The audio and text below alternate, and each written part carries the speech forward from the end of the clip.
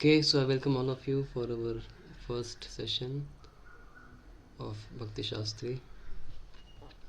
We'll start studying Nectar of Instruction today. So before I begin, I wanted to know how many of you already read this chapter, the preface and the text one. Please raise your hands.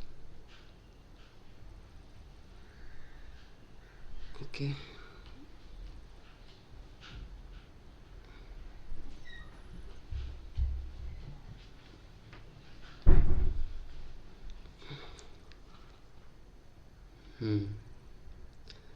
So I think some 8 to 10 devotees have read. Thank you. So there are various ways different devotees they try to teach this book. I won't be using any PowerPoint presentation because I see this is a small book and the purports of Srila Prabhupada are very, very potent, very powerful, very deep statements Prabhupada makes in his books. So instead of making a PPT, I thought we'll try to go through the book, try to read some vital passages and have some discussion. Is my voice clear to everyone? No issues this time. Fine.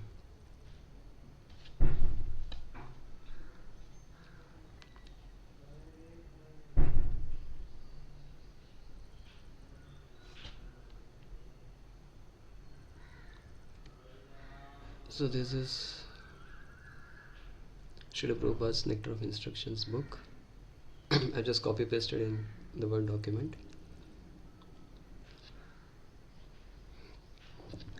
The Nectar of Instruction, that is Upadeshamrit.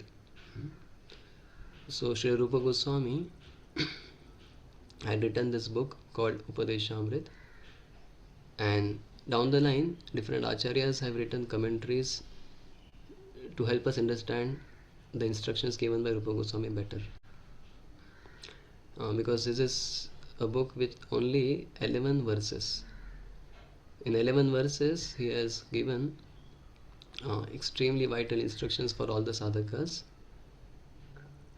By applying these instructions, a sadhaka can perfect his life in this lifetime.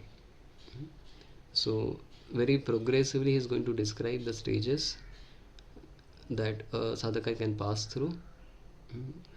You must have heard about the 9 stages in devotional service: Adav Shraddha, Tatha Sadhu Sangha, Tatha Bhajana Kriya, Tatha Anarth Nivritti, Tatha Nishtha, Tatha Ruchis, like that, going up to the stage of Prema.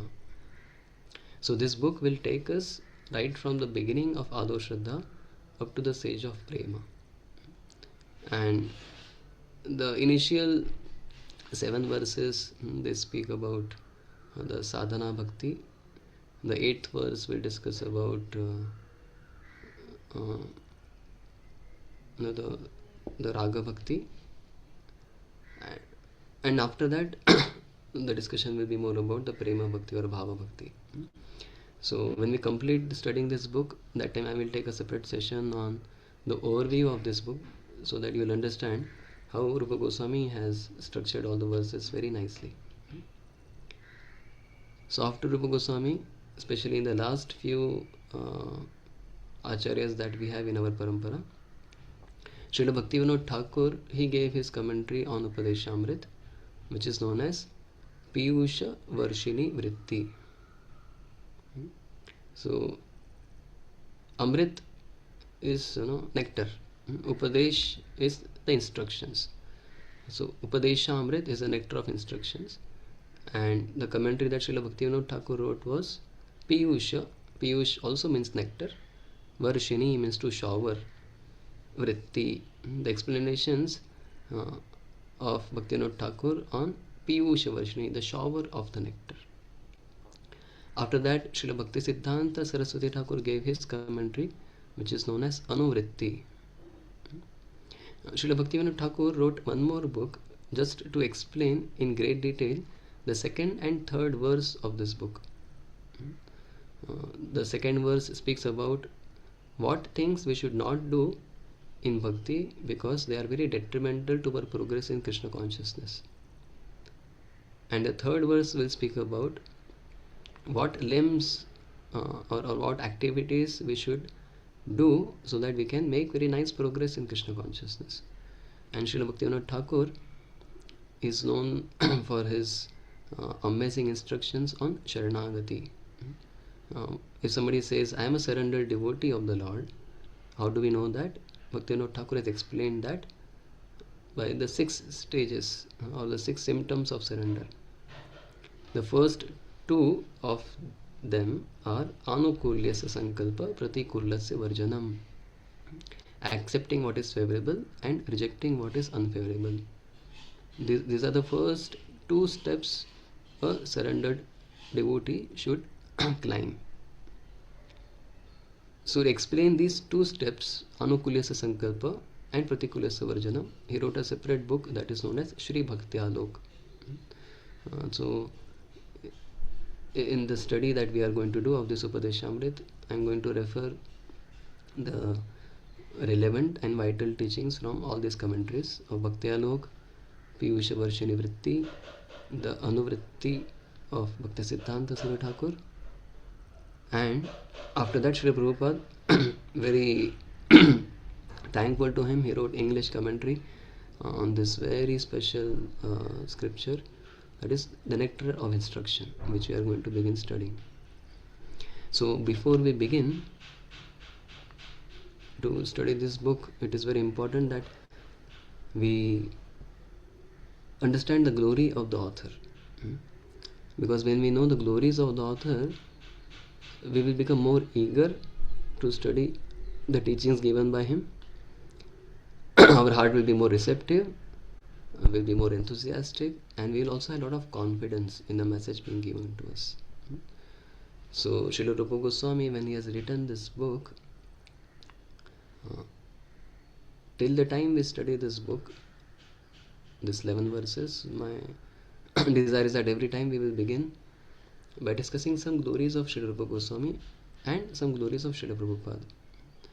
Because when we are very, our heart is infused with the glory of the teacher or the Acharya, then to the degree we have that appreciation for him, to that degree we will be able to take benefit of his message or his instructions.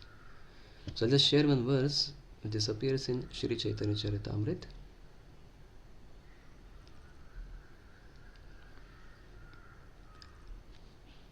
This is Madhya Leela, chapter 19, text 121. The chapter is entitled Lord Sri Chaitanya Mahaprabhu instructs Srila Rupa Goswami. This is a very famous verse which glorifies Srila Rupa Goswami. Please repeat after me. Priya Swarupe Daita Swarupe Prema Swarupe Sahajabhirupe Nijanurupe Prabhureka Rupe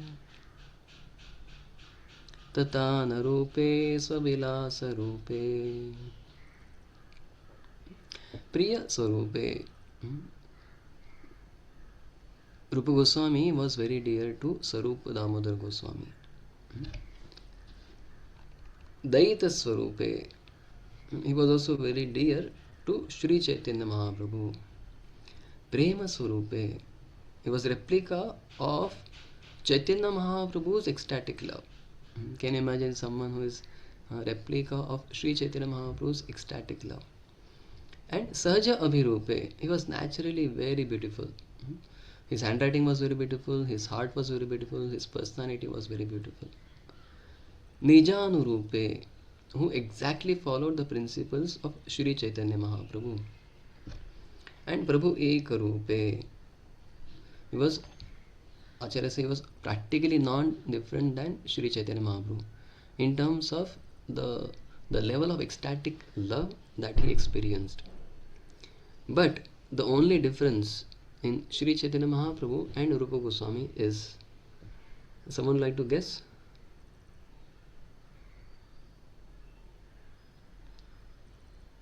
If Rupa Goswami is able to experience the same level of love as that of Sri Chaitanya Mahaprabhu, And if Rupa Goswami is almost like a replica,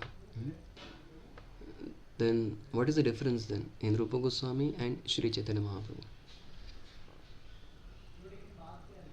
And do you all have permission to unmute yourself? Are you able to do that? Yes, Guruji, we Yes, can Guruji. unmute. So, are they different or are they same?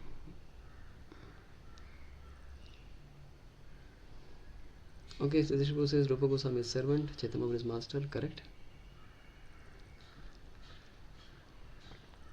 What is the difference in Rupa Goswami and Sri Chaitanya Mahaprabhu?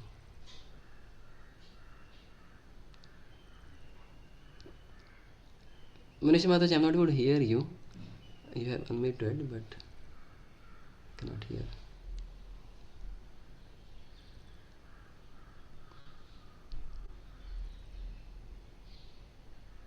Maybe you want to type? Hare Krishna Prabhuji. Yes, you can speak now. Prabhuji Pranam Karati. See, Chaitanya Mahaprabhu is the Supreme Personality of Godhead. On the other hand, Rupa Goswami is the one of the Manjaris. Okay, Chaitanya Mahaprabhu is Krishna himself and Rupa Goswami is a Manjari. That's what Shivangaji Mataji also has told. It's correct. But Acharya say one difference is Chaitanya Mahaprabhu empowered Rupa Goswami not to experience such ecstatic emotions like he experienced so that he can write books. Chaitanya Mahaprabhu felt I cannot write books because as soon as he thinks of Krishna, as soon as he thinks of Srimati Radharani, he goes into great ecstasy. He doesn't have any control on his bodily limbs. He doesn't have any control on his consciousness. He starts shivering, he starts sweating, he starts crying, he becomes mad. Then what did he do? He empowered Rupa Goswami so that he does not become so ecstatic in the physical symptom, so that he can write books. That is the only reason he did not allow him to experience that ecstasy externally in physical body. So Chaitanya Mahaprabhu's consciousness, but with the ability to write books, that is what Rupa Goswami is. I just read the translation.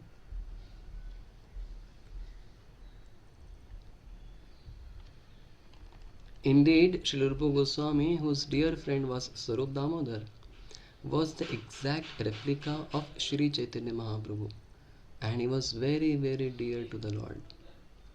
Being the embodiment of Sri Chaitanya Mahaprabhu's ecstatic love, Rupa Goswami was naturally very beautiful. He very carefully followed the principles enunciated by the Lord, and he was a competent person to explain properly the pastimes of Lord Krishna. Sri Chaitanya Mahaprabhu expanded his mercy to Sri Rupa Goswami just so he could render a service by writing transcendental literatures. So, if Chaitanya Mahaprabhu is empowering someone to write, how important is that person? And his book we are going to study today. Not just his book, but his book being explained by Srila Prabhupada. So another very important qualification of Srila Rupa Goswami is, as we offer our prayers, the Mangalacharan, which is a prayer we offer to Srila Rupa Goswami in our Mangalacharan prayers. Sri Chaitanya Sri Manovishtam Chaitanya Sthapitam Manovishtam. Very nice. Sri Chaitanya Manovishtam Sthapitam Yena Bhutale Swayam Rupa Kadamahyam Dadati Swapadantikam. Our prayers begin with prayer to Rupa Goswami. And he is saying, Rupa Goswami is one who understood the heart of Sri Chaitanya Mahaprabhu. We have tough time understanding our own mind and our own heart. We keep getting confused. What do I want? What should I do? What should I not do? What to say of understanding someone else's mind? And then what to say of understanding Krishna's mind? So Sri Rupa Goswami was that personality who could understand Sri Chaitanya Mahaprabhu's mind. Sri Chaitanya Mana Abhishtam. And understanding the mind of Sri Chaitanya Mahaprabhu, he established Sthapitam Yena Bhutale, the movement of Krishna consciousness. In the similar lines, we see Srila Prabhupada was one such personality who understood the heart of his spiritual master, Srila Bhakti Siddhanta Saraswati Thakur. Where do we see that? What is the praman that Srila Prabhupada understood the heart of Bhakti Siddhanta Saraswati Thakur?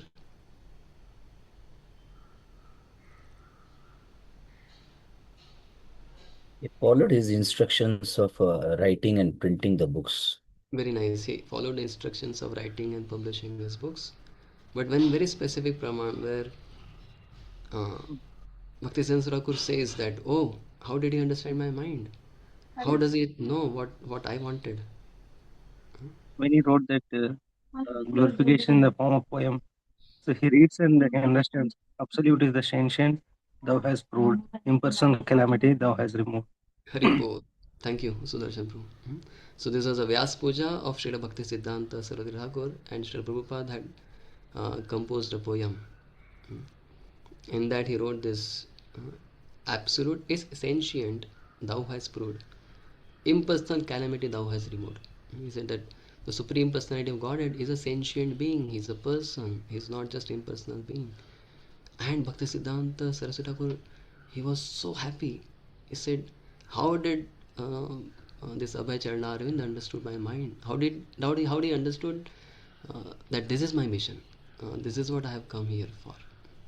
So that way, getting to read this book by reading the commentary given by Srila Prabhupada is even more special for us, because he understood the heart of Srila Bhakti Siddhanta Saraswati Thakur. Bhakti Siddhanta Saraswati Thakur followed the instructions of Bhakti Vinod Thakur, understood the heart of his Acharya.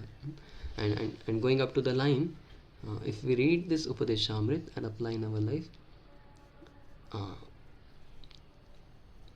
we will also be able to come to that level. And not just coming to that level, but we also need to pass on the parampara.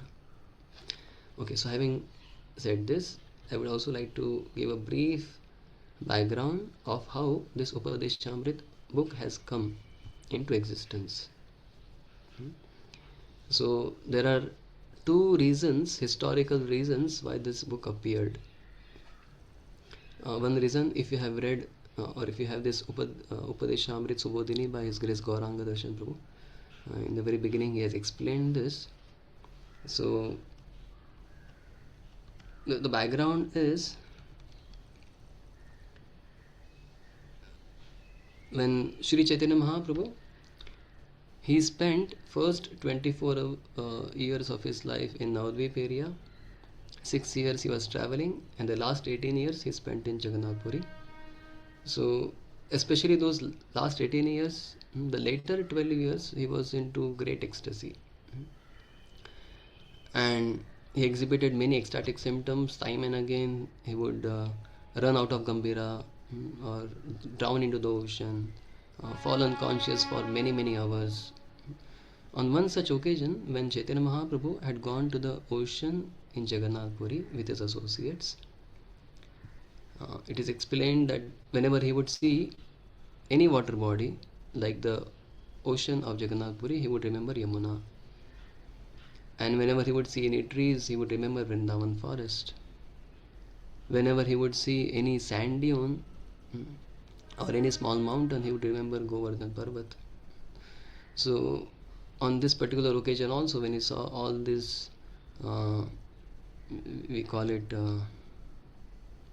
what is it, Uddipana. These things, they created Uddipana in his heart.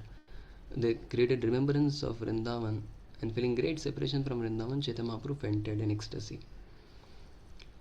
And when he was in his internal consciousness, in the ecstatic mood, he started instructing devotees by speaking few verses. One of the associates who was present there was Srila Rupa Goswami, who noted down those instructions very carefully.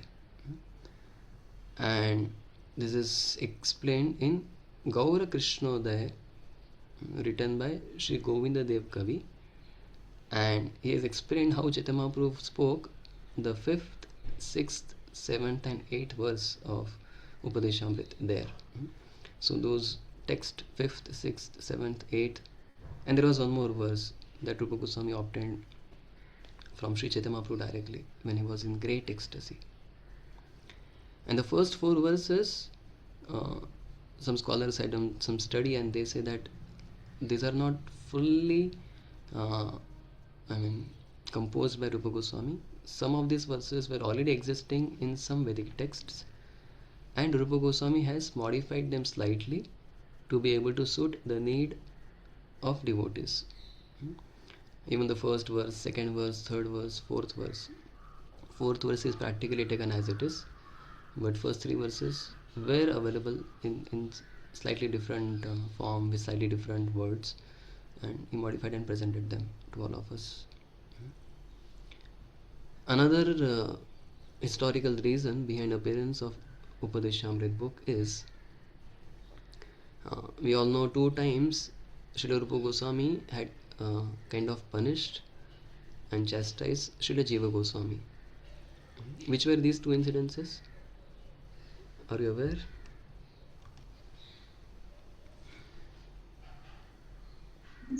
I think one is repeating Keshav Kashmiri only.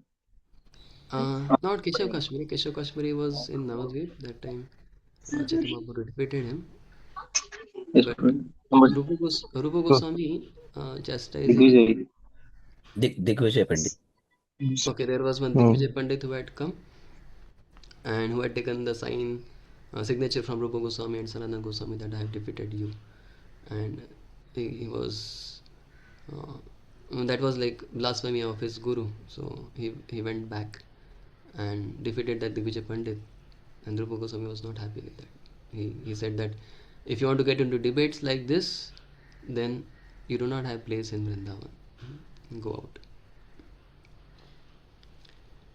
Why he said this? Because Rupa Goswami did not want Vrindavan to become like the ghats of Varanasi, where all the scholars are sitting and debating with each other. These debates only create hard-heartedness, and they inflate one's ego. It becomes very difficult to progress in bhakti and experience refined emotions in Krishna consciousness when one is filled with ego, pride, or one's heart is very hard. So he did not want the bank of Yamuna to become like the bank in Kashi, where all the great pandits are sitting and they're just debating whole day. So that was one of the reasons. Actually, don't take this literally. This is what I'm going to say is only spoken from Rasa point of view, not from Tattva point of view. But why did Radha Govind Dev move to Jaipur? So one of the Acharya, Rasik Acharya, giving a Rasik explanation for this, he said that because Govinda Dev assisted Srila Baldev Vidyabhushan in writing a commentary on Vedanta Sutra, which was Govinda Bhashya. Govinda Dev spoke, Baldev Vidyabhushan wrote. And Baldev Vidyabhushan presented in this debate against the Ramanandis who were objecting the worship of Srimati Radharani by the Gaudiya Vaishnavas. This is because Govind Dev participated in the debate, he does not have entry in Vrindavan. I mean, this is only Rasa point of view. Don't take it, very literally. Don't quote it anywhere. Just for your information, I am sharing this. That's how a devotee should be. He should not be getting into debates and fights and proving oneself. I am better. You are fallen, and what I am saying is correct. What you are saying is wrong. That is not the mood of a Gaudiya Vaishnava. So, what is another incidence when Jiva Goswami was banished from his opportunity to stay in Vrindavan? Hare Krishna Prabhu. When Vallabhacharya visited Yes, Rupa Goswami and he did some correction in his writings, so to defend his spiritual master, he went back and discussed. correct. Thank you. So there was one Vallabha Bhatta. Its literal controversial whether he was Vallabhacharya or there was some another Vallabha Bhatta. But he came when Srila Goswami was writing Bhakti Rasamrit Sindhu. And in Bhakti Rasamrit Sindhu, he has written one verse, Bhukti Mukti Spriha Pishachi. He said that one who is having this wish of Bhukti, material enjoyment, and Mukti, impersonal liberation, he cannot experience finer emotions of Radha Krishna's pastimes. So when this Vallabha Bhatta, he read this, he said, oh, this is too much. You are deriding Mukti. This is the ultimate goal of so many yogis, so many sages. They are trying for Mukti, and you are saying Mukti is Pishachi. No, this is not good. And he gave a correction to Rupa Goswami, and Rupa Goswami is very humble. He said, yes, whatever you say, please, you are my senior, you have right to correct me. But Srila Jiva Goswami, he could not tolerate this. He said, ye nahi chalega. So he went and very nicely, from a scholarly point of view, he explained him how Rupa Goswami is not telling Mukti to be Pishachi, he is telling Mukti Spriha Pishachi. The desire for impersonal liberation is which? Not the liberation itself. And when he explained this, Vallabha Bhatta was convinced. He said, my lord, this is amazing. He went to Rupa Goswami back and he said, oh, you have such an amazing disciple, this Jiva Goswami. He is so intelligent, he is so nice. Today he has convinced me. I'm very sorry. I dared to find a fault in your writing. Please don't change this. I'm very happy with whatever you have done. And Rupa Goswami said, where is Jiva Goswami? Call him. He said, Jiva, you do not have opportunity to stay in Vrindavan. A person who is again, obviously Jiva Goswami was fully qualified. But he was trying to teach all of us through Jiva Goswami. Just like Lord, he teaches living entities through his pure devotees. Correct? Like a mother-in-law will teach the daughter-in-law through daughter.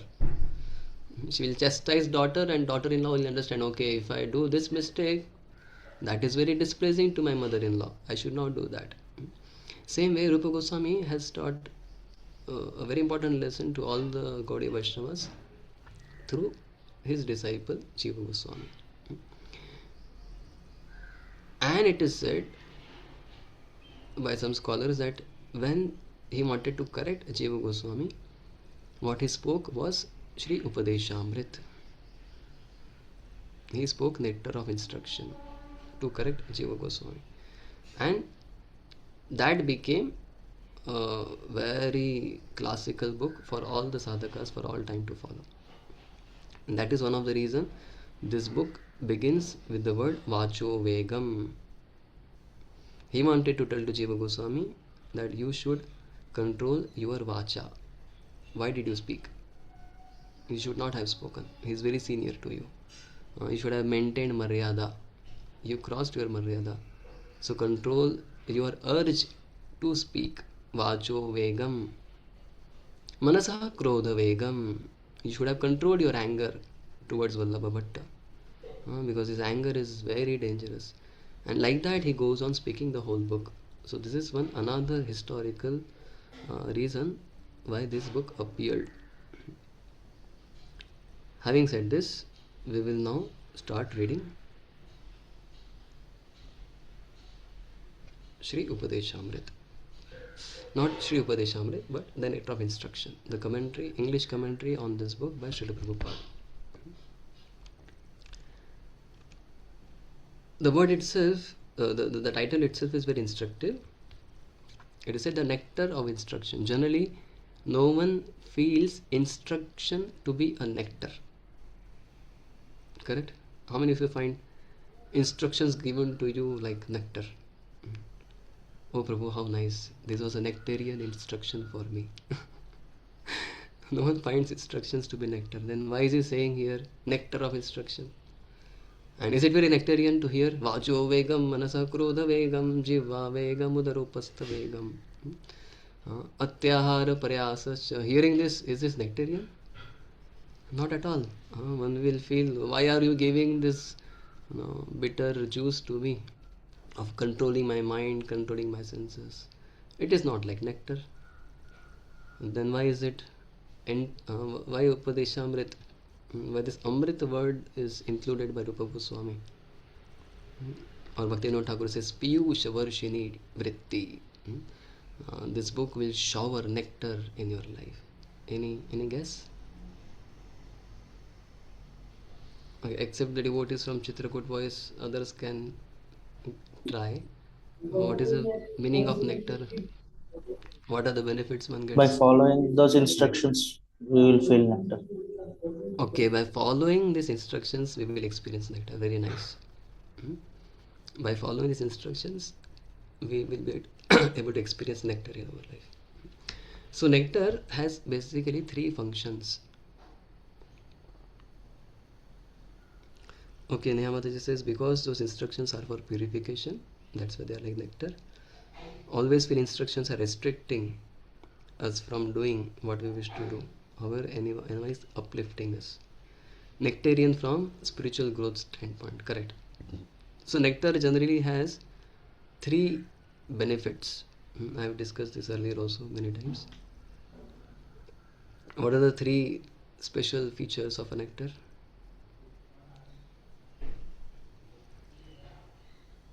Okay, it is a gist of all instructions. Very nice, Kaleshwari Mataji.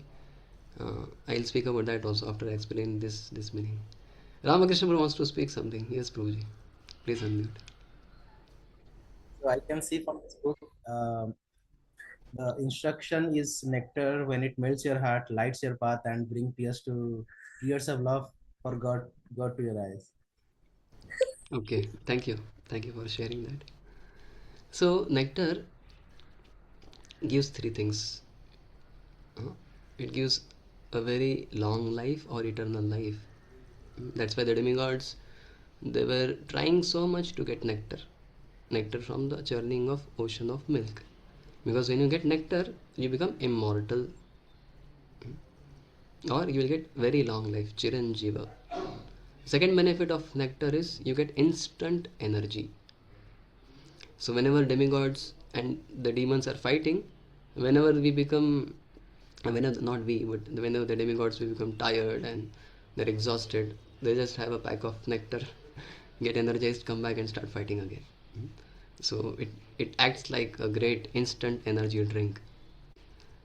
And nectar also is very tasty. It is very tasty. That's why whenever some nice juice is made, devotees say, Prabhu, this is just like nectar. It is nectarian juice. We say as if we have actually tasted nectar. We know what is the taste of nectar. I have always been drinking nectar, so I know how it tastes like. And Prabhu, what you have made is also like a nectar. Although we have never tasted nectar, but we call it nectarian because nectar is actually very tasty. Same way, these instructions of Srila Rupa Goswami will take us closer to eternal life. They'll also give us strength in practicing bhakti. Whenever we start becoming weak, whenever we feel lack of enthusiasm, if you read this book, as I discussed last time, there are some sannyasis who read this book every day. All 11 verses every day. So this book will give you strength to practice bhakti. And third thing is, this will give you taste in Krishna consciousness. If you follow this book, your Krishna consciousness will become nectarian. Okay, so we have discussed the glories of Rupa Goswami, we have discussed glories of Srila Prabhupada. I have also explained various commentaries which have been written by different acharyas. I also explained what is the meaning of nectar. Another meaning of nectar as written by Akhilesh Mataji is it is the gist of all instructions. So nectar was brought out from churning of milk ocean. Same way, there are oceanic instructions in scriptures. We do not have time to read all those instructions, forget about applying them in our life. But very mercifully, Srila Rupa Goswami has churned this ocean of instructions which are available in the Vedic literatures. He has churned all the instructions given by all the acharyas and the gist of all that. The nectar, the final, just like when you churn milk or buttermilk, you get butter, correct? By churning of the milk, finally, ultimately, you come to the stage of getting butter. Same way, after churning all the instructions, all the literatures, this is what came up as the ultimate nourishing instructions in our life. And that is what Rupa Goswami has given us. That is another reason why this is called as nectar of instructions. So when we start practicing bhakti, we receive the seed from spiritual master, Bhakti Leta Bij, and the creeper has to grow. Now two things are required. We need to protect this creeper, and we also need to supply nourishment to this creeper. And how to do these two activities with our Bhakti Lata creeper will be explained by Srila Prabhupada in this book of Nectar of Instruction. How to protect our bhakti and how to nourish our bhakti so that we achieve the end result of the fruit of Krishna Prem. So with this hope, we would like to begin our study of Sri Upadeshamrit. On this very auspicious day of disappearance day of Sri Ishwar Puri. We should pray to Ishwar Puri, we should pray to Sri Rupa Goswami, we should pray to Srila Prabhupada, we should pray to all the acharyas, we should pray to our spiritual masters, because only by the mercy of Vaishnava Thakur we will be able to apply these teachings in our life. This very famous song, O He Vaishnava Thakur Dayara Sagar Eda Se Karuna Kori Diya Pada Chaya Shodhaye Amaya Tomara Charanadhari. Then he says Chaya Vega Daumi, that is the first verse of Nectar of Instruction. Chaya Dosha Shodhi, that is the second verse of Nectar of Instruction. Chaya Guna Deho Dase, that the 6 qualities, give me 6 qualities which are mentioned in the third verse of NOI. Chaya Satasanga Deho Yamare, that is the fourth verse of NOI. So all this application of these instructions will happen only when a Vaishnava Thakur gives us Padachaya. O He Vaishnava Thakur Dayara Sagar E Dase Karuna Kori. Like that. So on this very special day, I'd like to begin our study. So I've highlighted certain portions. I'll just read those highlighted lines and have some discussion on that. The very first line is very instructive. The Krishna consciousness movement is conducted under the supervision of Srila Rupa Goswami. So what do we understand from this? What do we come to know when we read this line written by Prabhupada? Krishna consciousness movement is conducted under the supervision of Srila Rupa Goswami. What all thoughts can come to our mind when we read this? Srila Rupa Goswami was instructed by Sri Chaitanya Mahaprabhu, and we are also called Rupanuga Correct. because of the same reason. Correct. So we are following the parampara. That is one thing. Like we are not just falling from the sky, but this movement is coming in parampara. We are Rupanugas. Okay, Rupa Goswami is the Adi Guru. Fine. Also, Prabhuji talks about Srila, apart from what Atman Prabhuji said, right? Talks about Srila Prabhupada that even though on a practical basis, he's the one who has spread Krishna consciousness across the world, he's still giving all the credit to Rupa Goswami. Haribol. This is the point I was looking for. Thank you for sharing this, Prabhuji. That you can see the consciousness of Srila Prabhupada. We can see the consciousness of Srila Prabhupada, that although he was the one who was single-handedly running the whole movement, if anyone would have asked the time when this book was written, who is the supervisor of ISKCON movement? Everyone would say His Divine Grace, A.C. Bhaktivedanta Swami Srila Prabhupada. But if you ask Prabhupada, who is the supervisor of this Krishna consciousness movement? He says, no, I am not doing this. Srila Rupa Goswami is doing this. And this is the consciousness we should try to cultivate in our services. If we have this consciousness, it's because he was having this consciousness, he was empowered. Because Prabhupada was having this consciousness, he was empowered, and to the degree we live in Krishna consciousness, in this consciousness, to the degree we carry out our services in this consciousness, we will not just be empowered, but we will feel great confidence. We will feel so much relief. No, we won't experience any stress in our services when we understand, oh, this movement is conducted under the supervision of Rupa Goswami. Like so many things keep coming in social media. ISKCON X temple has done this, ISKCON Y Brahmachari has done that, ISKCON Z Sannyasi has done this, this is happening, that is happening, and some devotees, they become so disturbed. Surely we should be concerned. We surely want to bring out some solutions to the problems in our movement. But some devotees become so much concerned that their sadhana is fully affected. The only sadhana they do is to keep checking updates on the social media. What is the latest update now about this matter? What is happening now? Okay, one more video has been released. Oh, one more video has been released. Oh, what is the latest status? What can be done? And they just forget that this movement is being conducted under the supervision of Rupa Goswami. This is not my movement, this is not your movement. This is Rupa Goswami's movement. He will make sure it will go ahead. Even if it appears that things are going very bad, we should not get so much affected that our sadhana, our japa, our reading, hearing stops, and it starts getting into so many other things which are not necessary for us. So this is a very instructive statement. This is one of the reasons I am not using PPT for teaching this book, because the lines that Prabhupada has written, and if you try to study them deeply, it will help us to transform our life. Our heart will get very much touched by the personality of Srila Prabhupada. So we can see Prabhupada's deep humility here and the deep connection that he is feeling with Acharyas.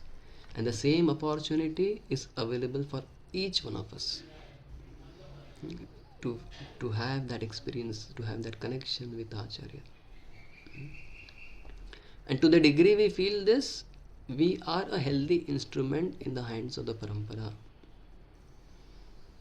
To the degree we do not feel this, to that degree we are not a good instrument in the hands of the acharyas. Okay? Thank you, Vashpan Krishna, for sharing that. It was very profound. Fine. And then he says, Prabhupada says, when I am eager to understand the literature given by the Goswamis, then I shall be able to understand the transcendental loving affairs of Radha and Krishna. Rupa Raghunatha Pade Haibe Akuti Kabe Hama Bujabo Se Jugad Priti. So Prabhupada is clarifying the prayojan of our sadhana bhakti. What is the prayojan? Not just prayojan, he is also giving us abhideya for attaining that prayojan. What is the prayojan? We are here so that we understand the transcendental loving affairs of Radha and Krishna.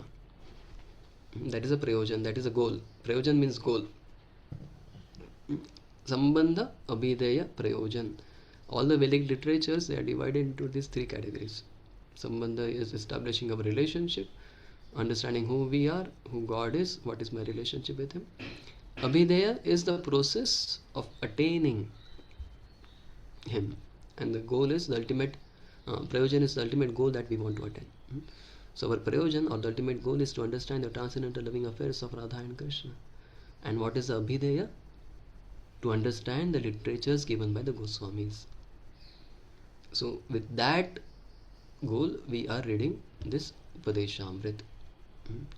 Because when we understand the teachings given by the Goswamis like Rupa Goswami, we will be able to understand the transcendental loving affairs of Sri Radha and Krishna. Okay.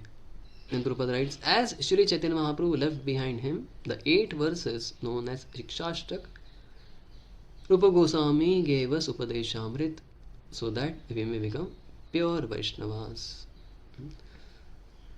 So Rupa Goswami has written many books, hundreds of books. But here Prabhupada is studying, just like Chaitanya Mahaprabhu gave only 8 verses to us, He says Rupa Goswami has given 11 verses to us. This is one of the most foundational book of Rupa Goswami. But says elsewhere that this was the book meant for all the neophytes, so that they can perfect their life in this lifetime.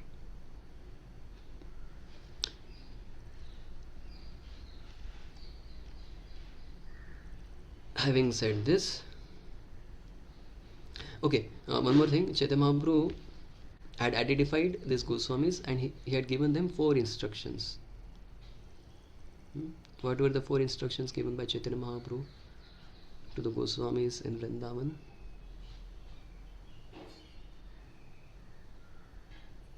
Write literatures and Right find out the literatures was lost one of the first. places of Vrindavan. Okay, second was find out the lost holy places. Build temples. Build Build temples. temples. Correct. Build temples. Show yourself as perfect example. Okay, very nice. Thank you, Bhargav Pro. So exemplify and teach the practice of your devotional service. The 4 instructions given by Chaitanya Mahaprabhu to the Goswamis. First was write books. Second was build temples, establish deity worship. Third was rediscover the lost holy places of Krishna's pastimes. And fourth was to exemplify from their own life and also teach others how to practice pure devotional service. So, just Chaitanya Mahaprabhu's desire that these books should be written. And books are written not just for distributing them. Books are also written so that we read them. Sometimes Prabhupada would crack joke with the book distributors who were not studying books. He said, "Don't think that these books are only for these books are for you to distribute and for others to read. They are for you also to read." So it was Chaitanya Mahaprabhu's desire that books should be written.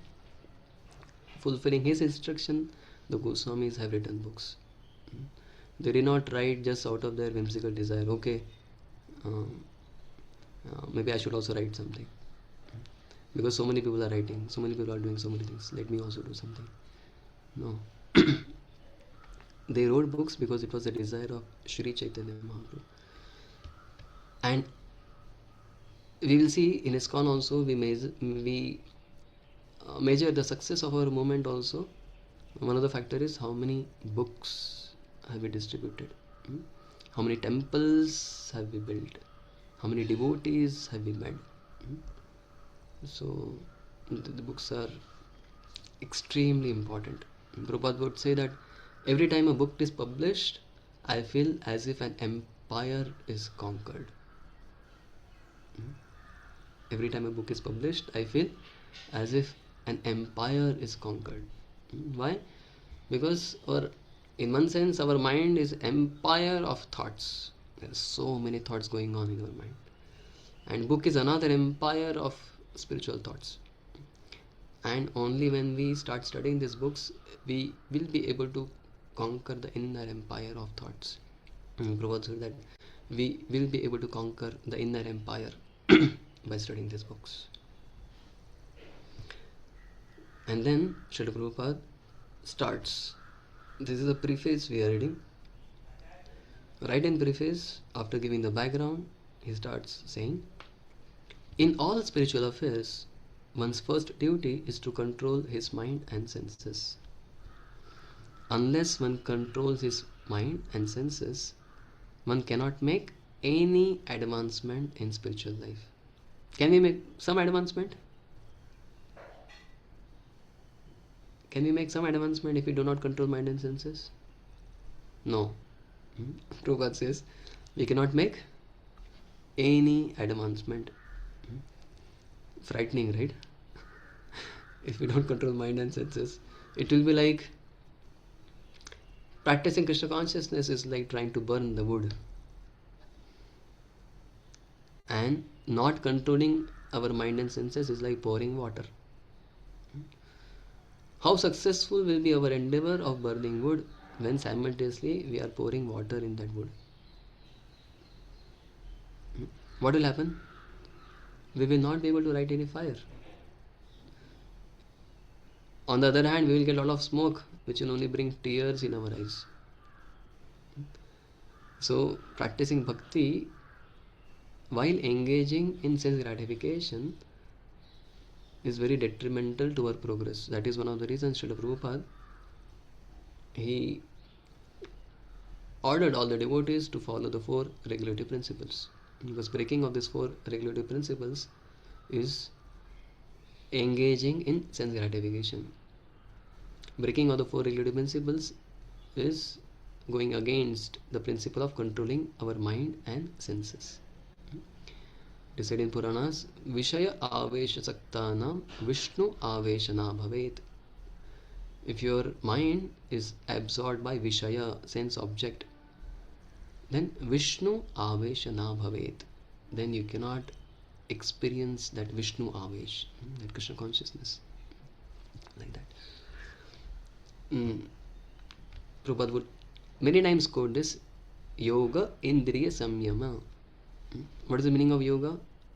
There are many definitions of yoga explained in Bhagavad Gita. But one of the very important definition is Yoga Indriya Samyama. Controlling our mind and senses is the first step in yoga. And what to say then if somebody is doing yoga to engage in sense gratification? That's the most foolish thing someone can do. Yoga cannot happen if you do not control mind and senses, but there are people nowadays, they are doing yoga so that they can do very nice sense gratification. That will not at all benefit them. Okay. And then Prabhupada writes, is this font size good enough of the screen that I am sharing? Okay.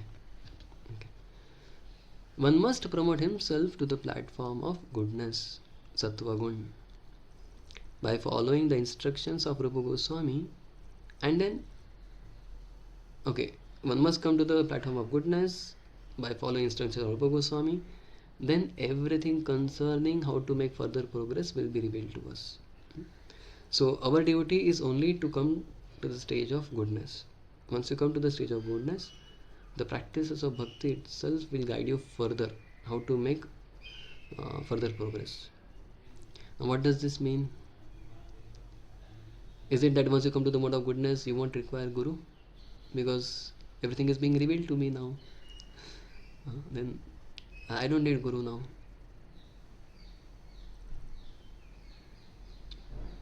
What is the meaning here? What will be revealed? Will that revelation replace the spiritual master? Because if everything is being revealed, what is the need of Guru then after some time?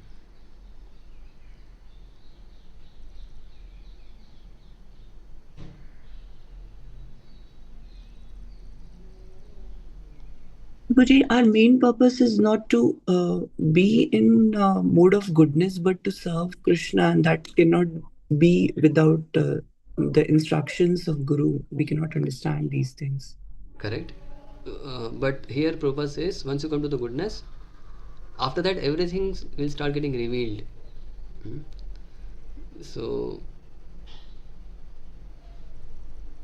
to understand the revelation in the right mood, and we need Guru. Amazing, very nice. Thank you, Mataji. To understand what is getting revealed in the right mood, that is one reason. Another is, as Naveen Prabhu says, to better understand the instructions of Guru. And that is what will happen when we go to that stage. Coming to the platform of goodness is a prerequisite so that we are able to understand the instructions of Guru. Neha Mataji, thank you. So actually many of us, we know the instructions, but many times we do not know the application of these instructions. We do not know how to apply these instructions in our day-to-day life. And many times Guru will not be available also to guide us that time. How do I apply this instruction in my life? How many of you face this concern? I know everything, but how do I practically apply it now? How do I decide what is right, what is wrong? It's very confusing many times. So what should be prioritized? What should not be prioritized? How to apply this instruction? All that will be revealed to you. And this is explained in Srimad Bhagavatam, Canto 1st, Chapter 2, text 17 onwards. When Prabhupada took the series of verses in his Markine Bhagavad Dharma Vaishnava song that he wrote. He writes in that song, Srinvata Sada Krishna Punya Shavana Kirtanat Dayantasto ya Badrani Vidunoti Surutsadam Nashta Prayeshu Badreshu Nityam Bhagavata Sevaya Bhagavati Ruttama Bhaktir Bhavati Neshtaki Tada Rajastamo Bhava Kamalobha Dayache Cheta Eter Anavidam Siddham Sattve Prasidati. When you start hearing, this hearing will purify our heart. Tada Rajastamo Bhava, whatever Rajogun, Tamogun is there, because of that, whatever anarthas have taken birth, they will be vanquished. Sitam Sattve Prasidati. Tada Rajastamo Bhava Kamalobha Dayashe Cheta Eter Anavidam Siddham Sattve Prasidati. Evam prasanna manaso bhagavat bhakti yogatah bhagavat tattva vijnanam mukta sangasya jayate. So once he comes to the platform of goodness, bhagavat tattva vijnanam will be revealed to him. So this is one very beautiful thing about Prabhupada books. What Prabhupada is writing is basically the translation of some of the verses in Vedic literatures. That's it. So this verse from Bhagavatam he has translated into English. So that's why reading Prabhupada books is not different than reading the authentic, the authorized Vedic scriptures directly. Okay. And then Prabhupada makes a very important statement which is very widely quoted in our movement. Whenever the senior devotee sees that the junior is not listening to me, at least in our voices, we would do this. We would bring NOI book, open the preface, open this paragraph, and what is Prabhupada written there? What is the line? Someone can read?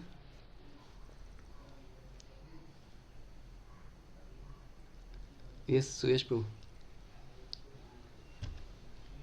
Advancement in Krishna consciousness depends on the attitude of the follower. If you want to make advancement, you have to have right attitude. If you do not have right attitude, you will not make advancement. So we should be submissive. We should follow me. Whatever I say. So what is that attitude? What is attitude being spoken here? And what is the right attitude? And why attitude is so important? Why can't we grow in Krishna consciousness if we do not have right attitude? What is the problem? The way we perceive things is based on attitude. So whatever things are happening in our life, okay, it kind of attitude plays an important role.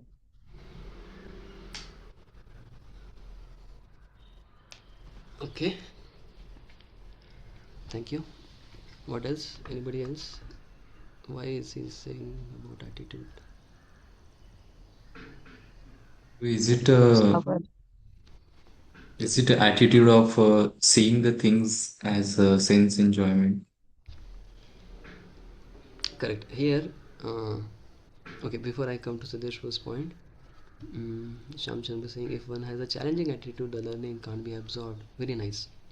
Because the foundational principle in Gita is Tad Vidhi Pranipatena Pariprashrena Sevaya. This attitude is extremely important. Once in the Delhi Pandal program, after Prabhupada has given class, one of the person from the audience, he came up and started shouting, yelling while asking the question. And Prabhupada also started shouting back. He appeared very angry. It was very awkward scene for many people there. What is happening? Both of them are shouting back and forth. But Prabhupada was shouting at this person with a great compassion for him. He was telling him, first of all, you surrender. Just making inquiries like this without surrendering to someone, without making right your attitude, you won't make any progress. There is no use of asking all these questions and getting answers from me. You won't make advancement unless you have the right attitude. And he said the right attitude is first of all you surrender to a devotee. He says Tad Vidhi Pranipatena. First of all, you fall flat in front of your duty. Pariprashnena sevaya upadekshyanti te jnanam jnaninas tattvadarshina. Knowledge cannot be obtained from scriptures directly. One has to approach a guru, surrender to him, serve him submissively, inquire submissively. When he is pleased with you, he will bestow the realized knowledge. Like that. Okay, so attitude decides our onward journey. Okay, Krishna was present in front of Duryodhana. Very nice, correct. Acceptance. Our parampara foundation is to be dasanudas. Very nice. So we need to have this right attitude. And another important attitude that we should have here, as Siddesh Prabhu said, because the context here is about sense control. So a devotee should have this attitude that yes, I will work upon this. I will control my mind and senses. And by doing this, I will make a determined progress. I would say we should have that resolution in our life that yes, whatever is being spoken here is not just for me to listen from here and forget from there. No. Now onwards, I want to have this attitude of following these instructions, beginning with controlling my mind and senses. Okay. So, because ordinary work and bhakti, one of the main differences is the attitude. Correct? Otherwise, activities are more or less same. Prabhupada said that Arjuna is also shooting arrows on the battlefield of Kurukshetra, and Duryodhana is also fighting on the same battlefield. Both of them are sitting on the chariot. Both of them are having weapons in their hand. Both of them are killing the enemy. What is the difference? What is the difference? The difference is in the attitude. Duryodhana was doing for his own gratification, whereas Arjuna was killing for Krishna's pleasure. That's the main difference. Otherwise, activities are same, and Prabhupada gave a very beautiful example of the cassette player. This magnetic tape. In our childhood, we would hear some songs that the two wheels would be moving in that, and the magnetic tape is going from one wheel to another wheel. And a lot of memories of repairing many of these cassettes. The reels would get cut, and somehow we had to stick them again and change the sides to hear the different songs and all that. So Prabhupada said, see that the two wheels are moving in the same direction, in the same cassette player, but one is getting bound and one is getting unbound. All the activity looks same. One is getting bound and one is getting unbound. Same way, Duryodhana is getting bound and Arjuna is getting unbound. On the same activity, the same movement, the same weapons, the same act of killing. The difference is in the attitude. One is doing for Krishna, another is doing for himself. Like that. So unless we have this right attitude in studying or in practicing Upadeshamrit, we won't make any progress in Krishna consciousness. Like that. Yeah, so attitude is being further emphasized by Prabhupada here. I have highlighted in yellow. One who wants to become a perfect devotee of Krishna must become a Goswami. So we should have this attitude, I will become a Goswami. Not just by surname. Some of you may have that surname. Not just by surname, but by activities. Okay. Bhakti Rasamrit Sindhu, Vidagdha Madhav, Lalita Madhav are many such books written by Rupa Goswami. But Upadeshamrit constitutes the first instructions for neophyte devotees. One should follow these instructions very strictly. Then it will be easier to make one's life successful. And if you do not follow these instructions very strictly, then it will become very difficult to make your life successful. Simple. So it's up to us whether we want to make our progress easy or difficult. It depends on how strictly we follow this. His A.C. Bhaktivedanta Swami, Vishwarupa Mahotsav, Krishna Balram Mandir, Ramadreti, Vrindavan, India. So in Vrindavan, Prabhupada has written the preface. And the first verse he says in Vrindavan that we all need to follow. Please recite. This is one of the verse you need to memorize. The first 4 verses everyone has to memorize in the course of Bhakti Shastri. There will be a shloka test at the end of this module. You need to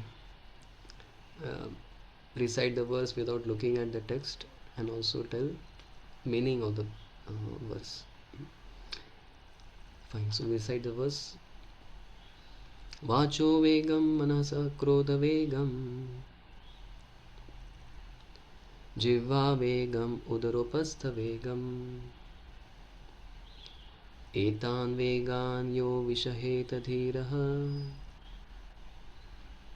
Sarvamapi mam prathavim sashishyat.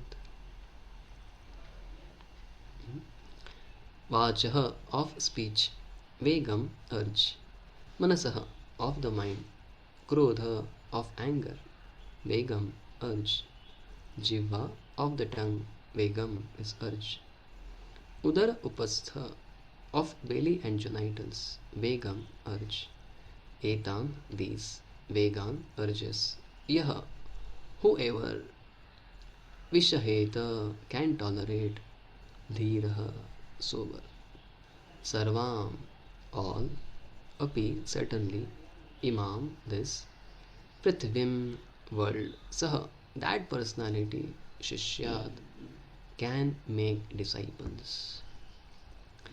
A sober person can tolerate.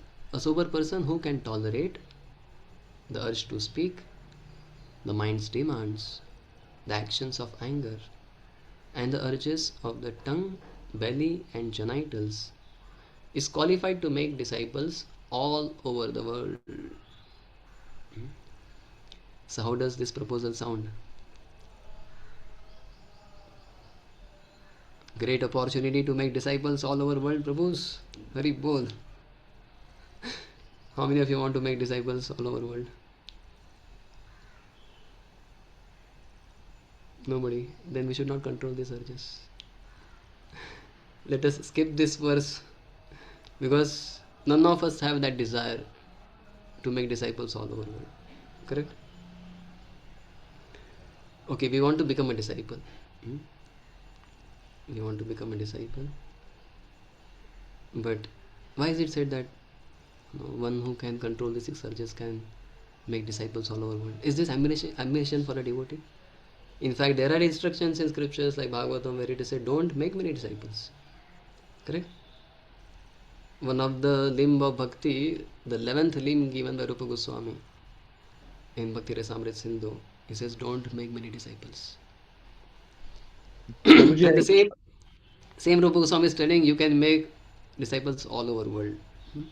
Is he not contradicting his instruction? Yes, someone wanted to speak. Prabhuji, yes. So I think here they are just telling about the qualification and not saying to make disciples. Let me like this. Okay, good. So he's telling about the qualification. But he could have told one who has controlled these 6 urges can make disciples.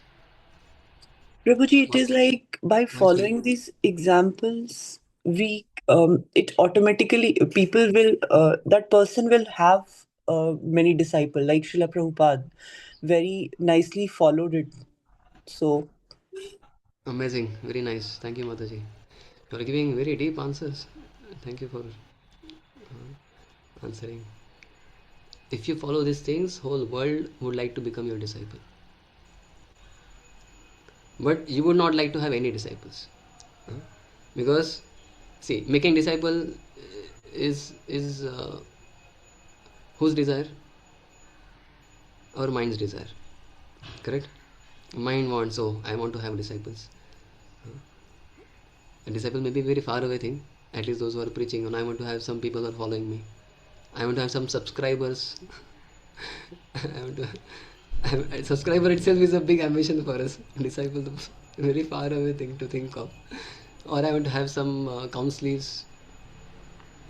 Or I want to have some mentees. So these are all desires of mine. But one who has controlled mind, how will he have this disciple, this desire to make disciples? He won't have that desire. So by the time you come to this stage of controlling the six urges, you won't have desire to make anyone as your disciple. I don't want anything. But when you come to that stage, genuinely, whole world would like to become your disciple. You won't have to chase people, people will chase you. And that's how Prabhupada said that, why are all these Americans bowing down to me? Yes, spirit is the force. Shamchan was telling. Why are all these Americans bowing down to me? So said, because I have controlled sex desire. Because I have controlled all the desires of mind and senses. All these people are bowing down to me. So obviously that should not be our ambition. That let me control all this so that whole world will fall at my feet. No, that's not the mode. Now, why this verse is given first? So as I mentioned earlier, the historical reason, Rupa Goswami wanted to tell to Jiva Goswami, please control your speech. Another reason is, now this book is for a completely new sadhaka, as Prabhupada said, this is for neophyte devotees. Now a neophyte devotee who wants to make progress, how will he make progress? What is the first step in spiritual life? How to make progress? Somebody wants to go to Krishna and he says, okay, I want to attain Krishna now. What is the first step he has to do? Chant Hare Krishna.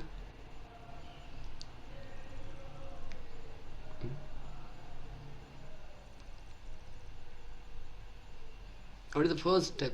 I want to... We need Guru first. Hari Bol. Thank you, Mataji. We need Guru. Very nice. Without Guru, I cannot attain Krishna. Now, if you want to get Guru, how do you know who is Guru? So, Rupa Goswami says, don't worry. I will teach you how can you find out a true Guru. And the first qualification of Guru is given. The first qualifications of Guru are given in this verse. Vacho vegam, manasa krodha vegam, jivva vegam, udaropastha vegam. So there are two qualifications or two categories of qualifications of a spiritual master. The regulative qualifications and the positive qualifications. So first, Rupa Goswami has explained the regulative qualifications of a spiritual master. One who has controlled these 6 urges. And what are the positive qualifications of a Guru?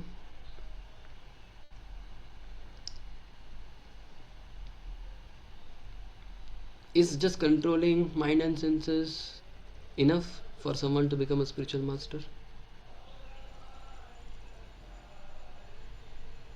Yes, Manisha Mataji.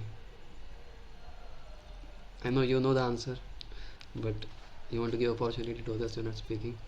What are the qualifications of a Guru? What does Chaitanya Charitamrita say? Who is a Guru? He must be self-realized and in Guru Parampara.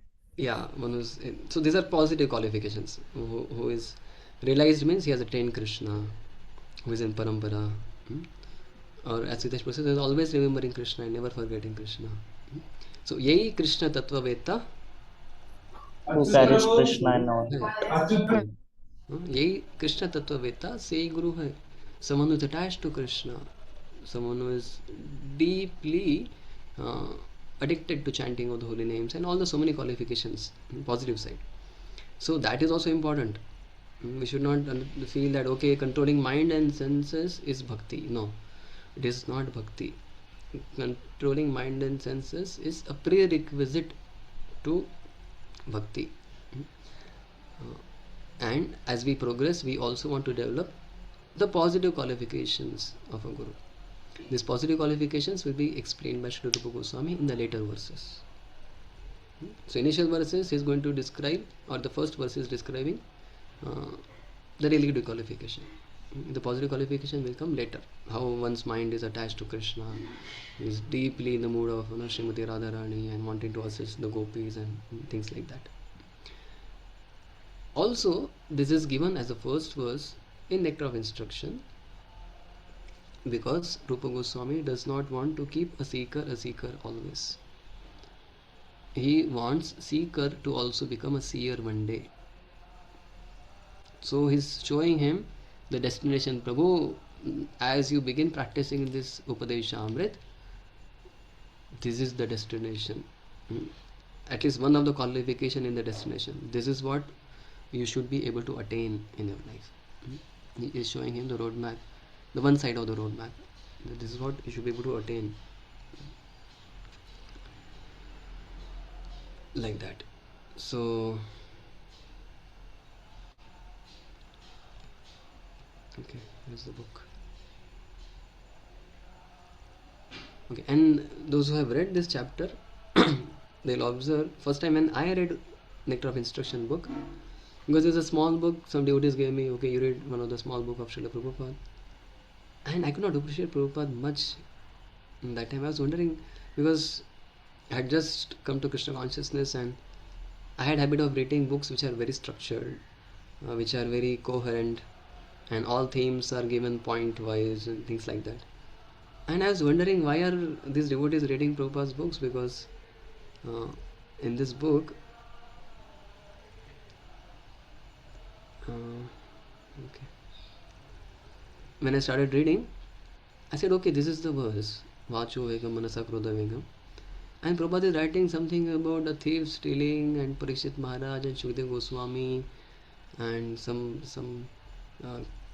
Christian people going to the church and doing confessions, atonement.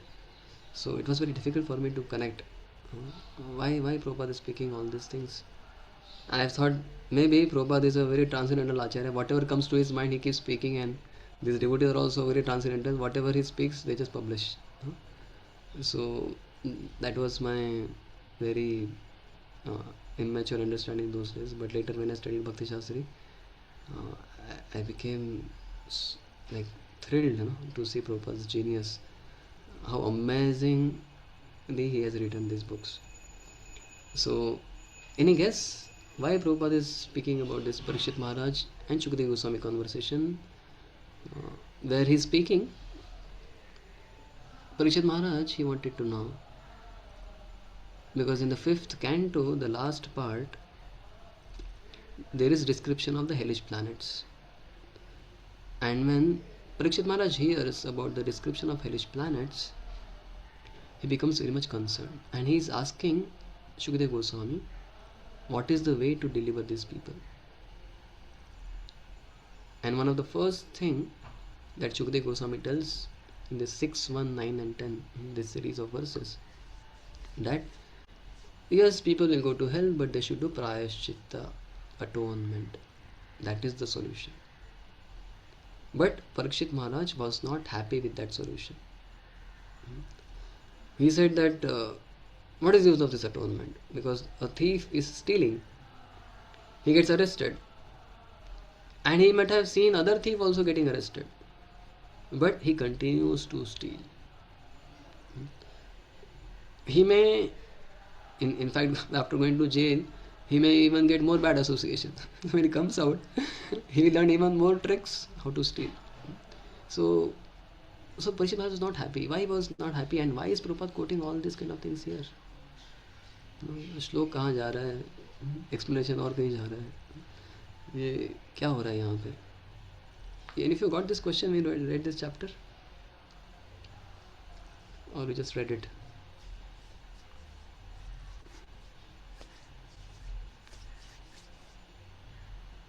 Basically, Prabhupada is trying to, in the first 2 paragraphs, Prabhupada is trying to say that unless one is controlled his mind and senses, the urges will keep coming no matter how big punishment he gets. It has to come from within, the controlling the senses. Because of the senses, he's over and over, he's going to go back to that Very good. those crimes. Very good. So this is the first understanding, that atonement is not useful, Parikshit Maharaj says. Why? Because atonement will not be useful till the time you learn controlling your mind and senses. Correct? Why do people do atonement? To get rid of the reactions of their mistakes or their sins. Someone has cut an animal and eaten. Then he says, okay, I want to do prayaschitta now. And then some prayashchitta will be suggested, okay, you go and do this puja, go that puja. But what is the use of that atonement? Only reaction is getting wiped out, but his mentality is not wiped out. Again he will commit the sin. A thief will steal, he goes to the jail, accepts punishment. Obviously going to jail is not atonement in the typical Vedic sense, but even after getting punishment he's stealing again. Another example Prabhupada gives is of the Christian people.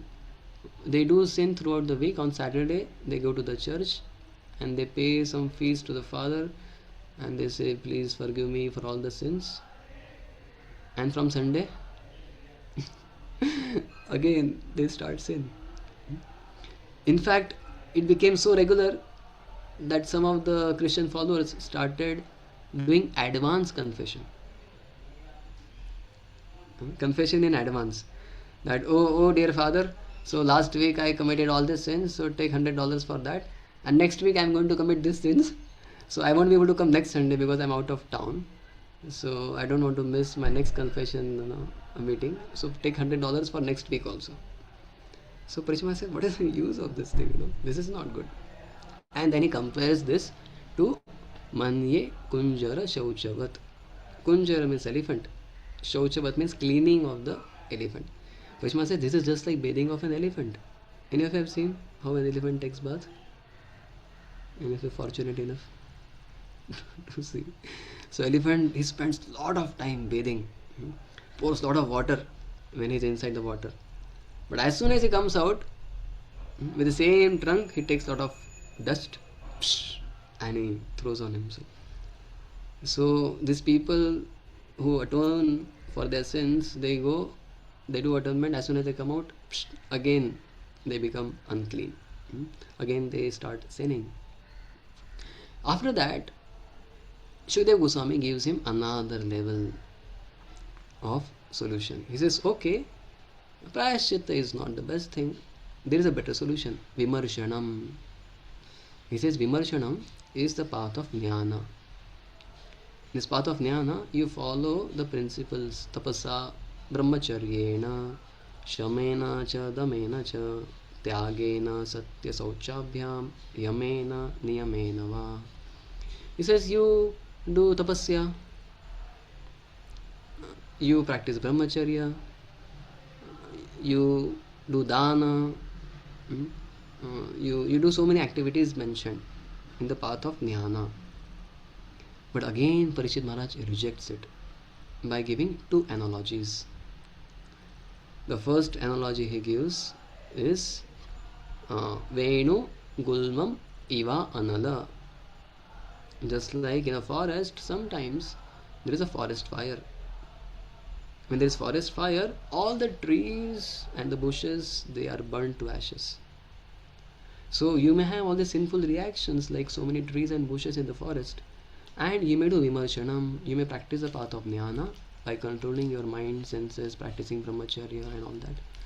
That will burn up all the sinful reactions. But he says there is a problem. What is the problem? If there has been a forest fire, do trees grow again there? Do trees grow again in a place where Yes. forest fire is? In fact, they grow much better. Yeah. Because they get all the vital fertilizers in the form of carbon and all that. Why they grow again? Because the roots were not burnt. The fire only burns the trees on the above the ground, but the roots and the seeds are still there, and after some time again they will grow. So Parishit Maharaj says this process of prayashchitta is not good. Vimarshanam is also not good. The path of jnana. Again, after some time, in future, whenever opportunity comes, people will again fall prey to sin because heart is not purified. Like the example Prabhupada would give of Vishwamitra. He was practicing strong tapasya 60,000 years. 60,000 years he could control himself. But one day when opportunity came, when Menaka came, he could not control his mind and senses. He fell prey.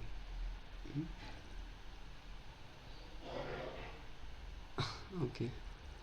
So again and again he was falling prey to this. So Parikshit Maharaj says this is also not good. Another example he gives is about a pot which had liquor, but you wash it. So pot which had liquor, after washing, even that happens with the milk vessel, the smell doesn't go away. Have you experienced that? Say liquor pot washing you may not have experience, but at least the milk pot when you wash, the smell still remains. You come to know this is milk vessel. So he says Sura Kumbham Iva Pagaha. So Sura means wine, Kumbham means pot, Iva Pagaha. You wash it in the river, the smell doesn't go away. So even that process will not be helpful. And then being very happy with a very intelligent student, Parikshit. Then Shukdev Goswami gives the ultimate solution. Actually, he wanted to give in the first go, but he wanted to test his disciple. How attentive is he? Even he wanted to have interactive class. He did not just one way class. I just keep speaking and you keep hearing. He wanted interactive class. So he was giving wrong solutions. Sometimes we have seen some speakers in the flow of speaking they speak something wrong, and they ask, so is this correct? And people get confused and suddenly they become attentive. So like that, Shukdev Goswami was giving some wrong solutions, and Parikshit was very intelligent in listening. Although he had not slept, still he was not feeling sleepy. I hope all of you have slept yesterday night, but still we feel tired. But here he was very alert, very attentive. He had not eaten anything, he had not drunk anything, he had not slept, but very attentive, very alert. He was listening. Oh, what is my Guru saying? And then the last solution that Parikshit Maharaj was given by Shukdev Goswami, he says is Kechit kevalaya bhaktya vasudeva parayana agam dhunvanti karsneya niharam eva bhaskara. Kechit kevalaya bhaktya, practice bhakti. You practice bhakti, agam dhunvanti karsneya, all your sins, not just sins, but the proclivity for doing sin again, the mentality to sin again, even that will get purified. Just like the third analogy or the fourth analogy in the series is Niharam eva bhaskara. Nihar means fog, bhaskara means sun. So those who have been in North India, they can see in the winter time there is dense fog. I don't think now it will be there. It's February now, correct? Taranay bro, fog is still there? No, but January it was there. Yes. So the fog is so much sometimes that when I would chant in the temple hall, I could not see a devotee sitting 4 feet away or 5 feet away from me. So much fog, you cannot see anything clearly. And no matter what you try, this fog cannot be dissipated. And the very simple solution is let the sun rise. As soon as the sun rises, the fog goes away. Same way, when the sun of Krishna rises in our life, all the sins, not just sins, but sinful proclivity, sinful mentality will also get purified. Now, why is Srila Prabhupada quoting this discussion in the first verse of NOI? Vacho vegam manasa krodha vegam. Anybody knows? ये कहाँ discussion कुछ तो कहाँ से कहाँ जा रहा है ना, तो ये चालू हो गया है भक्ति शास्त्री यही तो नहीं चाहते थे हम ना, क्या क्या हो रहा है ये? Okay, importance of control of mind and senses. So you should have just told control your mind and senses. What is the need to quote Parikshit Maharaj and Shukdev Goswami's discussion in the 6th canto, just before the section of Ajamil? I know our class time is over. I'll just tell So this. it shows how Parikshit Maharaj, even after he has not committed that much great offense, but he got cursed by a person, and he didn't thought of reacting. He was a king, right? He would have taken some action against him, but he didn't give any thought to it. But just he focused on listening. Yeah, What but next? my question, Mataji, is why this is being quoted in the context of Vacho Vegam, Manasa Krodha Vegam? Yeah, so he tried to control his senses and focus his all the Okay, last 7 okay, days okay, got it. listening Krishna. Thank you. Hare Krishna, Prabhuji. Just one I minute. think Amit Prabhu has written, the root has to be removed before any new beginning. Okay, establishing power of bhakti. Suyash Prabhu. Thank you. Yes, Kotili Prabhu. Yes, Prabhuji, I think Prabhupada in the translation has written that sober person who can tolerate the urges of the mind and the senses. So he is actually trying to say what is the most effective way of controlling the mind and senses. In that context, he has written everything. Yeah. Very nice, correct. So same thing. Suyaspur is also written establishing the power of bhakti. You have the same point, Ananta Shesh Dauji Prabhu. Yes, Prabhuji. So, Parishad Maharaj did not even drank water while listening from Shukdev Goswami. So, he's the ideal example of controlling the senses. So, that's Okay, what I can relate here. Yeah. okay. He was ideal, you know, Jivha Vegam or something like that. Huh? Okay, Shamchand was written similar points. He's controlling his senses. He was equipoised. Yeah. The main reason why this whole discussion for initial 2.5 pages is being quoted here is that we want to control the mind and senses, but not in a jnani way. We want to control the mind and senses in bhakti way, from the path of bhakti, because only when you do that way it will be sustainable. Otherwise, if you just forcefully try to control your mind and senses, oh, Prabhupada said we have to control mind and senses, so let me control, let me control, let me control. No, this kind of artificial controlling will not work. It will not stay for long, like in the case of Vishwamitra. He just controlled, but one day he fell down, he exploded. And in contrast to Vishwamitra, Srila Prabhupada would often give example of Srila Haridas Thakur. They both were in similar situation, in the forest alone, when a very beautiful woman has approached them. But Haridas Thakur, he emerged successful. Why? Because he had taken shelter of Kechit Kevalaya Bhaktya. He had taken shelter of Bhakti Devi. So, if you take shelter of Bhakti Devi, then you will be able to control mind and senses. So, we surely want to practice all this mind senses control, but not like jnanis, tapasa, this shamo dama tapasyaucham, or tapasa brahmacharena, gamena niyamena va, like that. So,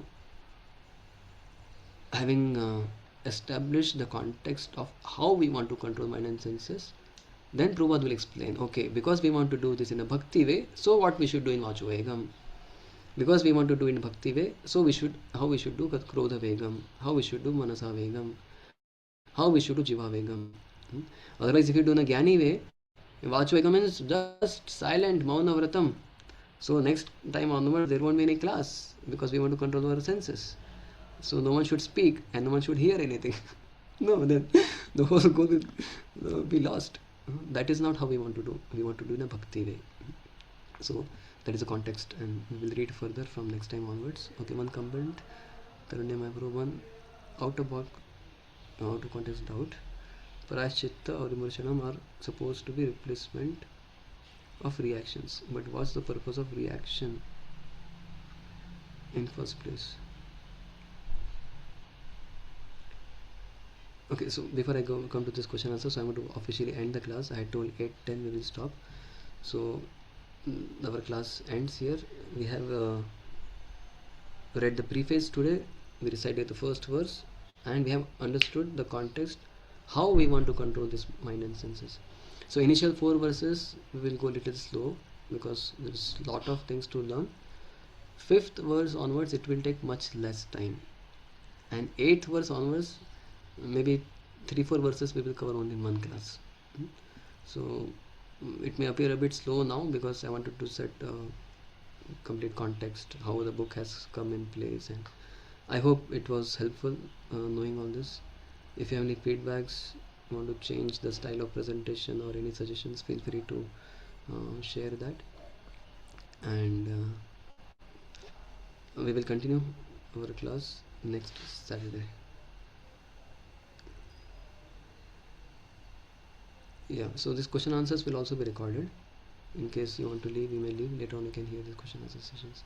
So we'll stop and give 1 minute break, and then we'll start question answer session, so that devotees who wish to leave don't feel awkward that I'm leaving in between.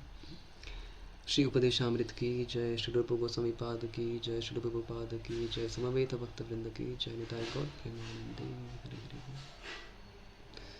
So 8:20, after 1 minute we'll start question answers. Just give me also 1 minute, I'll just come back.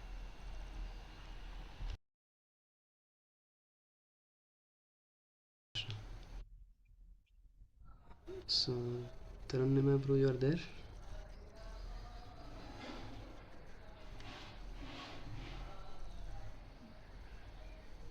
Bro, can you hear me? Roji, he will be coming in a minute. He's not there. Okay. Okay, then meanwhile I'll take others questions and then I'll answer his question once he comes back. Yes, Neha Mataji. Hare Krishna Prabhuji. I hope I'm audible. Yes. Okay, so the main theme of today's lecture was mind and sense control. So sense control is like we can keep a check on it very easily because it's easily visible whether the sense control is there or not. But mind control is very subtle, and also it's like very vast to understand what all falls under mind control or not, because mind's thoughts and desires eventually transform into action, which lead to sense gratification or other anarthas. So how we can keep a check on mind control? Like, are there any kind Yes. of guidelines We or will any tips? we will Yeah. discuss about this in Manasa Vegam in more detailed way. Okay. It's a Yes. detailed way we will discuss Manasa Vegam, how to take care of mind. One very nice thing Prabhupada writes about this is we should train our mind uh, in such a way that mind always thinks of doing good to others. Mm. So that is one way we can check whether our mind is controlled or not controlled. If I'm thinking of doing bad to others, then we're in pathetic situation. If the mind is naturally thinking of doing good to others, not just material way but in a Krishna conscious way, then we are in a positive direction. And we will discuss about this in that Manasa Vegam, how austerity of mind is one of the first thing is satisfaction. Mhm. Satisfaction, what is that, and thinking of Krishna, things like that. So we'll come to that. Fortunately in Kali Yuga, even if you do something bad in mind, you don't get reaction for that, but if you do something good in mind, you get benefited. So that's a great boon in Kali Yuga. We have full Thank you, discussion on Prabhuji. this. Yes. Yes, Hare Krishna. Yes, Atma Mantra. Hare Krishna Prabhuji. First of all, thank you very much. This is the first time that I have, understood so well the purpose of this book and very detailed. ऊपर से पता था कि like there are instructions definitely we should follow, but not in this sense that you have clarified. Thank you very much for that. Second, Prabhuji,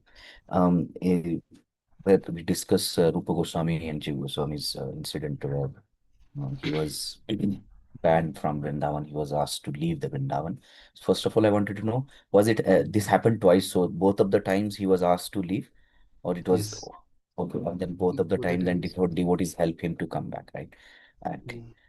That's very nice that even your guru is upset with you when you get punished. There are other your godbrother or maybe godbrother of your guru will help you. You can seek help from them. So that's one analogy I just wanted to share. And then the question I have is regarding this incident. You said that, and we hear very often that we should not debate. It's never conclusive unless you are very well versed in the scriptures. So how do we know? It's kind of an answer that if you're well versed, you should debate, but sometimes it's also prohibited. Why waste your time? So how we know that debate is good or bad in preaching? When we should how to decide? Because sometimes it's very urge is there that no, he's proving the ISKCON wrong, he's proving the parampara wrong, and I need to answer. But sometimes, and also we know he or she is not going to change. So how do we decide this parameter? When should we argue or not? Very And to nice. whom? Very nice question. Thank you for it. There are many perspectives to this. One of the most important thing is a devotee does any kind of activity, uh, just one thing. Bro, this announcement I was thinking we'll do in the group so that uh, now no one misses the announcement. And here we'll just continue the question answers. So there won't be any announcements here. Okay, Okay. Prabhuji, just So to check, yeah, do we also need to record this Q&A? yeah. Okay. This recording can be there. You're recording, right? Yeah. Okay.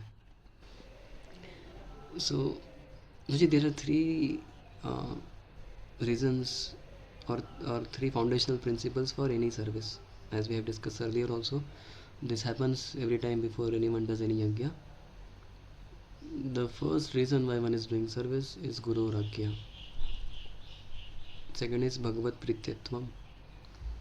And third is Bhagavat Kainkarya Rupena. So, the camera can be turned off, no problem. If you do. Okay. So, Guru Rakya. Because it is instruction of Guru, that's why I do every activity in my life. Bhagavat Prityatvam. Will this please Krishna? For the pleasure of Krishna I am doing this. And how I should do? Bhagavat Kainkarya Rupena. In the mode of servant of servant of servant. So this is one criteria. Why Rupa Goswami was upset? Because Jiva Goswami crossed Maryada. Vallabha Bhatta was very senior person. And etiquette wise the junior should not instruct a senior one, or correct also the senior one. So that aspect of respect is something which was upheld very high in the Vedic times. You can do anything but disrespect a person. We will discuss about that also in one of our classes, the principle of respect. So we have to see, Prabhupada says that one should not instruct one who is not his disciple. Ideally, we are allowed to instruct only our disciples. If somebody is not our disciple, we don't have to instruct them, because anyways they are not going to listen to us.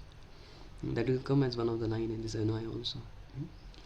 So we have to see who is the person. Like there are so many Ritvik people who are doing so many things now. And they are not going to listen to you because they are not accepting you as authority. It will just be an endless debate like that. So we have to see, is that person under my custody? Is he accepting me as authority? Will it really have some impact? And second thing is, do I have blessings? Do I have permission from my spiritual master? In G. Goswami's case, he could have taken permission from Rupa Goswami, and then he could have corrected. That was his expectation, that one could have checked with me or something. And third thing is, we can try once humbly. We can try second time humbly, but if we see things are not changing, then we just have to leave it. Understand, this Krishna consciousness movement is under the supervision of Srila Rupa Goswami. Rupa Goswami will take care of this. No, we don't have to become so much panicked that my lord, a big calamity will come and the whole thing will collapse. What should I do? No, they will take care. Acharyas have started this movement, like Krishna told to Arjuna, Nimitta matram bhava sabyasachi. You become instrument in my hand. If you become, it's fine. If you don't become, somebody else will do. Because I have anyways decided what I want to do. So Acharyas have decided something, how they want to take the movement. I can do my part without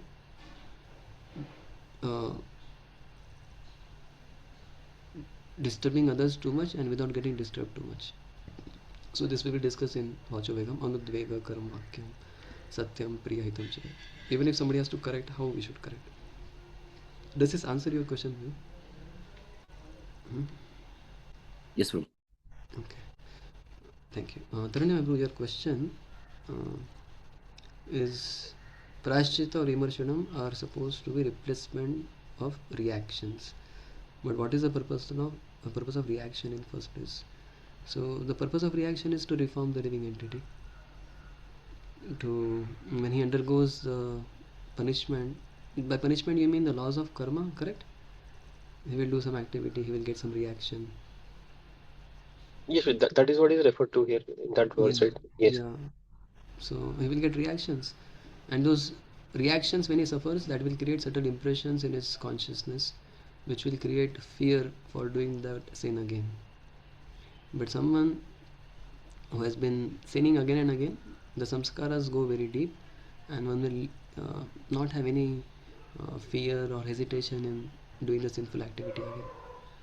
But those who are hesitating, or those who are able to listen to the voice of Paramatma, they are the ones who have purified their hearts from the sinful reactions. Krishna says, those who are purified from all the sins, they can do Drida Bhakti. What is that verse? येषां तु अन्तगतं पापं जनानां पुण्यकर्मणां ते द्वन्द्वमोह निर्मुक्ता भजन्ते मां दृढव्रता. So sinful reactions will give punishments, punishments will create fear, unconscious fear in the heart. Does it make sense? So, Prabhuji, like Vimarshanam or Prayaschitta, they cannot be completely helpful in removing the roots. That means the reaction also will not be helpful. Reaction itself will also not be helpful. That is how Bhakti. Yeah, it will not be surely, is being because not highlighted. everyone will take to the path of full this thing, purification.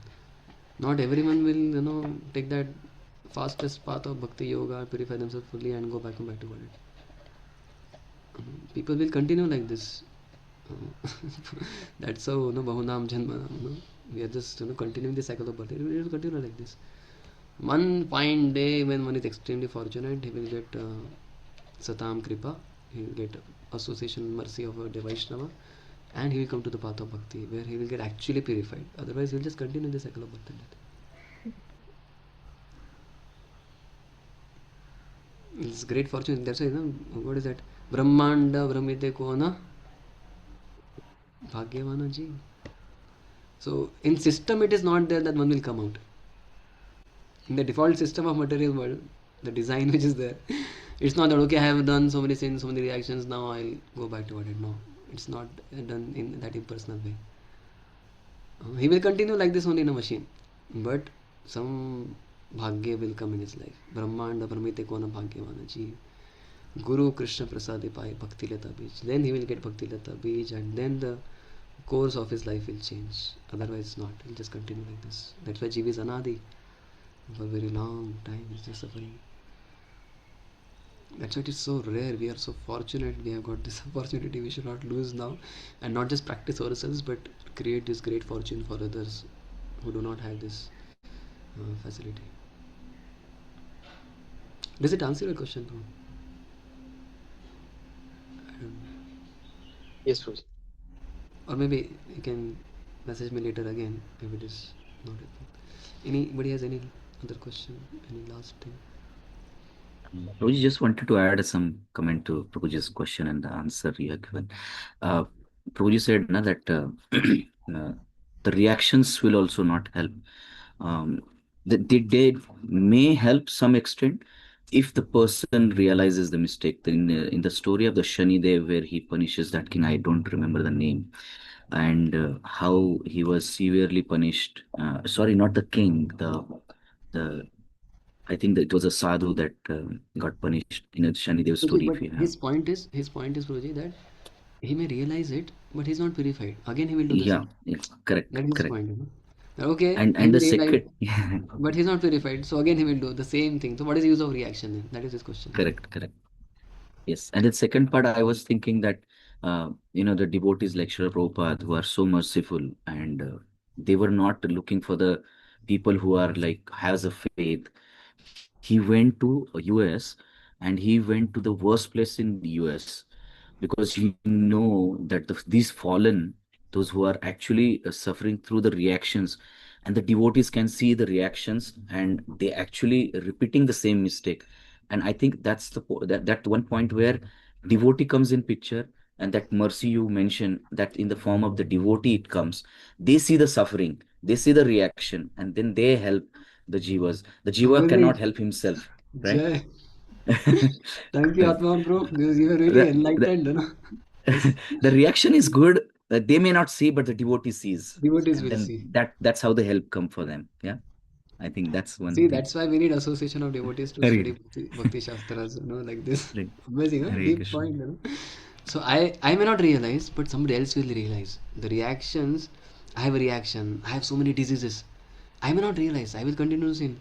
But a Vaishnava will develop compassion on him. Oh my Lord, he's having so many diseases, he's having so many, you know, like oozing, goose, like what is this pus in his body and malaria, and he's completely, gone case. Somebody has to give him prasad. Somebody has to, somebody has to give him something. And now Tarun Maharaj has got this answer, correct? It makes sense, more sense now. That why this reaction. Yes, Ravi. It's a very beautiful way to look at it. I don't know whether it is mentioned in scriptures, but I'm very happy with this answer. It's a very good way to look at it. Thank you, Atma. Great. Okay, so thank you very much, Bruce and Matajis. We'll stop here. Thank you for joining. And is this style okay? We are trying to go through book, trying to read through book and explain, or you wish to have PPTs or something else, some other style, some videos I can bring. Okay, Murugan Bro, you got the answer for your question, right? Yes, Prajit. So, and that Sanskrit is Sura Kumbham Ivapaga. That is, if you see this series of verses in first chapter of 6th canto, you'll find them. Okay, Manisha Mataji has written on Mandavya Muni. You wanted to share something, Mataji, about this? He was discussing about that event, that Rishi, and that he was given punishment by the king. By Shanidev. Okay, that same person. Okay, correct, got it. Thank you. So Atman has compassion for living entities in his heart. So that situation struck him. Okay, stop. Srila Prabhupada ki jai. Samaveta